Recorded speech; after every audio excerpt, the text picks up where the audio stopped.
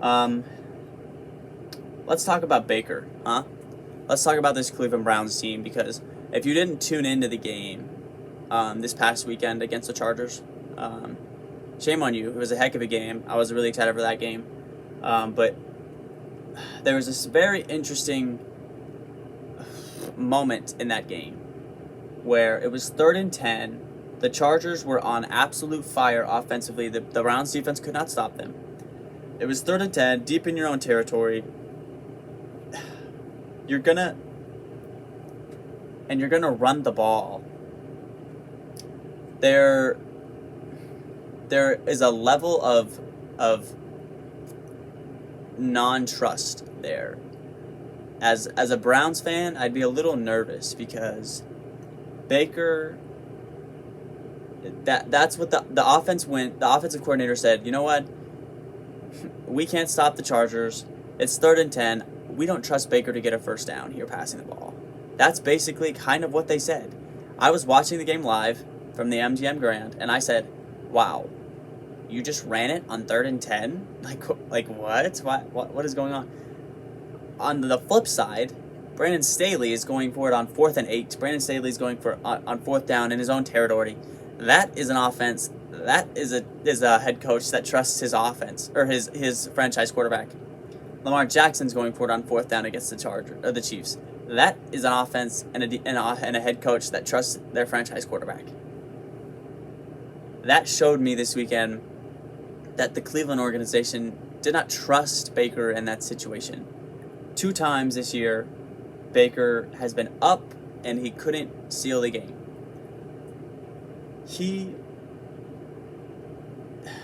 I'm gonna go out on a limb here and I'm gonna be bold for a second. Baker might not be in Cleveland next year, and here's why. Baker is 26-24. This last week was his 50th career start in the NFL. He is 26-24, meaning he is average at best, right? When it comes to winning games, he's winning. Basically, every time he wins, he loses. He wins, he loses. He's basically 500 with 26-24 record, right? John Dorsey drafted Baker Mayfield, right? The GM back in 2018. John Dorsey drafted Baker. John Dorsey is now not there. Andrew Berry is the current GM of the Cleveland Browns. Now, last year he had a good year. The Browns had one of the best years they've had in a very, very long time, right? And they got lucky because they got the worst team in the playoffs last year, so they got a playoff win. Baker is a game manager, right? He is an average quarterback. And GMs in this league aren't patient, okay? They like to win, and they like to win now. And there's a lot of noise around the league saying the Cleveland Browns have an elite roster. The Cleveland Browns have a Super Bowl roster. They've got everything they need, right? They've got the #1 PFF, Pro Football Focus graded offensive line. Okay, so they got that checked. When you got a good offensive line, you got a lot of good stuff going for you. They have the best 200 monster running backfield in the NFL in Kareem Hunt and Nick Chubb. So you got that checked off. Elite offensive line, elite run game. I think they've got talent as far as receivers go. Like if you could ever get Odell Beckham moving again, which I don't like Odell. I don't think he's been anything compared to what he was in New York. When they get Jarvis Landry back, they have, and then Austin Hooper, David Njoku, those are good weapons, right? You have good to great receiving talent, right? Check that off. You've got, if not the best, one of the best pass rushers in the league in Myles Garrett. Okay, check that off the list. And then you've got Jadeveon Clowney on the other side to back him up. Check that off the list. The Cleveland Browns have a Super Bowl roster. They have elite guys everywhere, all over the field. And then they have an average quarterback.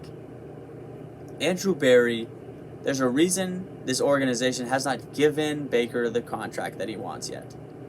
And earlier this week, his wife, I forget her first name, I'm just going to call her Miss Baker, went out publicly and said,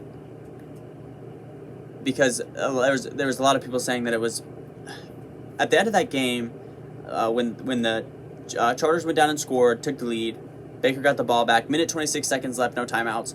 He goes check down, check down, check down. Hail Mary, Hail Mary. Right?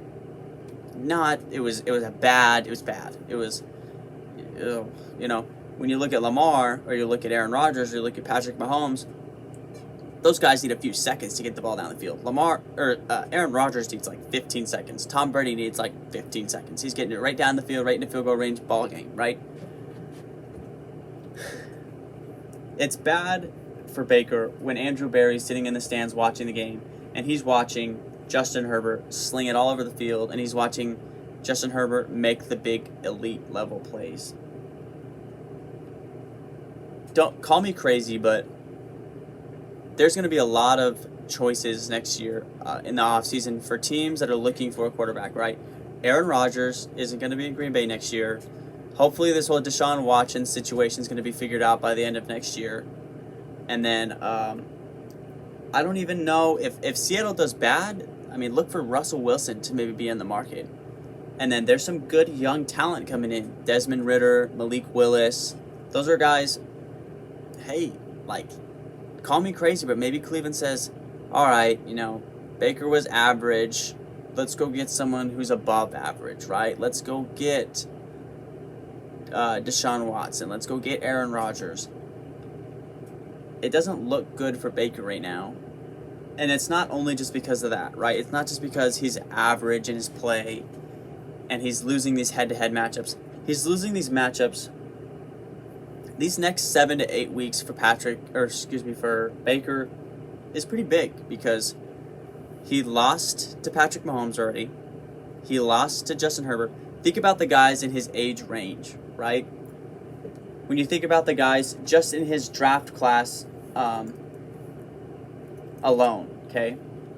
Baker already won Lamar already won an MVP, already been to the playoffs all 3 years, 2 division titles, right?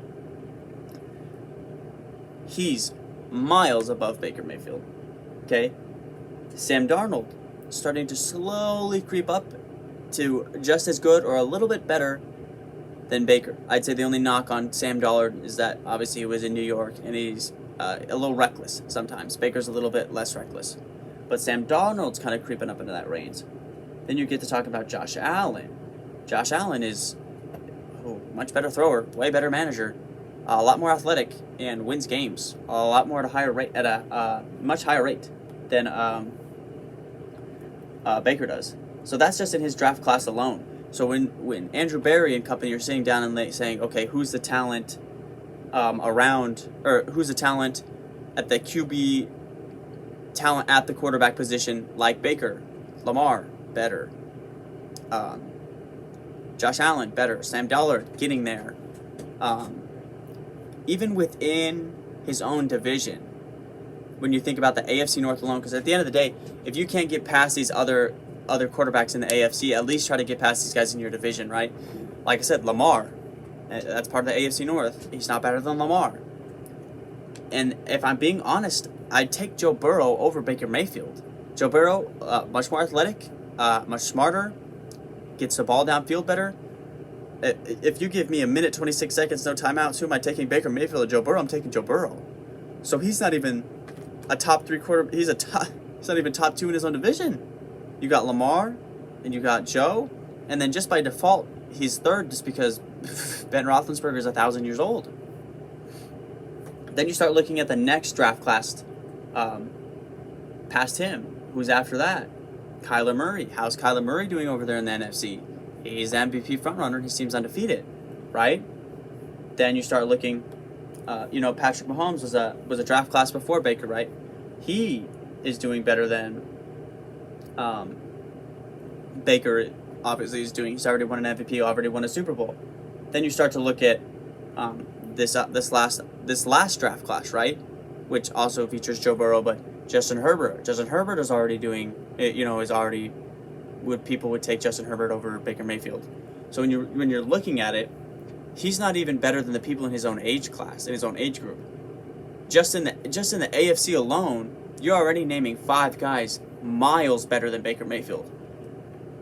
Patrick's better, Josh is better, Lamar's better, Justin's better. I mean, you could even say Derek Carr is better. That's 5 guys already in the AFC that are better. When you start talking about the whole grand scheme, because you have to, I mean, even to get to the Super Bowl, you got to get past those 5 guys. Then you're looking at the whole grand scheme of things, and how, how I'm saying he's average. He's around 15th, 16th best quarterback in the league, right? Average means middle of the pack. Because when you start listing, going down the list, right? So that's just 5 guys in the AFC, and that's 5. And then you start talking Tom Brady, Kyler Murray, why am I drawing a blank? Matthew Stafford, Russell Wilson, Aaron Rodgers, Kirk Cousins. That's already 11. And I haven't even talked about Baker once yet. So he's middle of the pack, average at best. So I think it's looking a little bit not so good for Baker. And these next couple of weeks are going to be super big, I think, for the contract process for Baker Mayfield, okay? Let's look at what he has upcoming, right? He just played, Justin Herbert lost that, right? Next, he's got Kyler. Again, Oklahoma product, his heir apparent at Oklahoma. Can he beat a guy in his age group, right? Then he's got Joe Burrow in 2 weeks after that. Can he beat a guy in his age group? Then he's got Mac Jones. Can he go in and beat Mac Jones? Then he's got Lamar Jackson back to back. Then, like I said, he just got Derek Carr. Then he's got Aaron Rodgers, and then he's got Joe Burrow again. The end of this season for Baker is super important as far as his future in Cleveland, right? If their run game wasn't as effective as it is Cleveland that good? I don't believe so, just because they wouldn't have the offensive talent at quarterback.